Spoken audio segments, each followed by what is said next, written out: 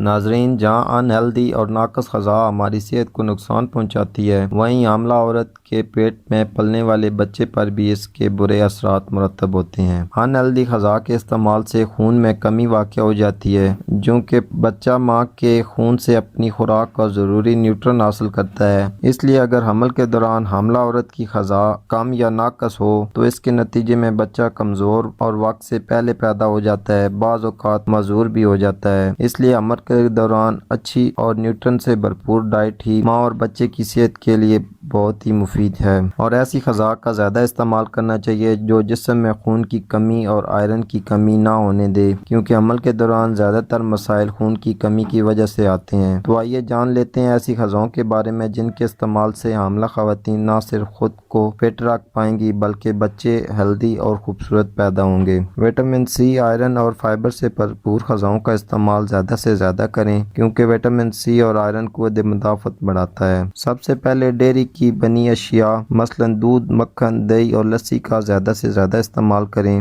کیونکہ ان میں کیلشیم اور وٹامن ڈی کی بھرپور مقدار پائی جاتی ہے، جس سے بچے کی نشو و نما صحیح طریقے سے ہوتی ہے۔ ایسی خواتین جن کو قبض کا مسئلہ رہتا ہے وہ فائبر سے بھرپور یعنی ریشہ دار غذاؤں کا زیادہ سے زیادہ استعمال کریں، تو اس سے قبض اور گیس کا مسئلہ نہیں ہوگا۔ فائبر سے بھرپور غذاؤں میں انجیر، بادام، اخروٹ اور خشک میوہ جات ہیں، لیکن ان کا استعمال مناسب مقدار میں کرنا چاہیے۔ پہلے 3 مہینے میں ان کا استعمال ہرگز نہ کریں، اس کے بعد ان کی تھوڑی تھوڑی مقدار روزانہ استعمال کریں۔ بہتر یہ ہوگا کہ خشک میوہ جات کو استعمال کرنے سے پہلے 3-4 گھنٹے کے لیے پانی میں بھگو کر رکھ دیں، اس کے بعد استعمال کریں تو اس سے بہت زیادہ فائدہ پہنچے گا۔ اس کے علاوہ پروٹین کی مناسب مقدار حاصل کرنے کے لیے گوشت، انڈا اور مچھلی کا استعمال لازمی ہے۔ مچھلی کا استعمال ہفتے میں کم از کم ایک بار لازمی کریں۔ بڑا گوشت، چکن اور بکرے کے گوشت کا استعمال بھی مناسب مقدار میں کرنا چاہیے، کیونکہ ان کے زیادہ استعمال سے قبض وغیرہ کا مسئلہ بن جاتا ہے۔ ایسی خواتین جو گوشت، مچھلی کا استعمال نہیں کرتی ان کو چاہیے کہ وہ دالوں کا استعمال بڑھا دیں، کیونکہ دالوں میں گوشت جیسے پروٹین پائے جاتے ہیں۔ اس کے ساتھ ہری پتیوں والی سبزیوں کا زیادہ سے زیادہ استعمال کرنا چاہیے۔ ہری پتی والی سبزیوں میں وٹامنز اور منرلز بھرپور مقدار میں پائے جاتے ہیں۔ ہری پتے والی سبزیوں میں شلجم، کدو، ٹنڈے، مٹر، ٹماٹر، چقندر اور بند گوبھی وغیرہ شامل ہیں۔ ان تمام چیزوں کے علاوہ پھلوں کا استعمال بھی بہت ضروری ہے، کیونکہ پھلوں میں کیلشیم، آئرن، منرل اور وٹامن سی بہت زیادہ پایا جاتا ہے۔ پھلوں میں سیب، کیلا، انگور، مالٹا، آڑو اور تربوز کا استعمال زیادہ سے زیادہ کریں، کیونکہ ان پھلوں کا استعمال خون کی کمی نہیں ہونے دیتا۔ اس کے علاوہ پپیتا، پائن ایپل اور آم کا استعمال ہرگز نہ کریں، ان کے استعمال سے حمل ضائع ہونے کی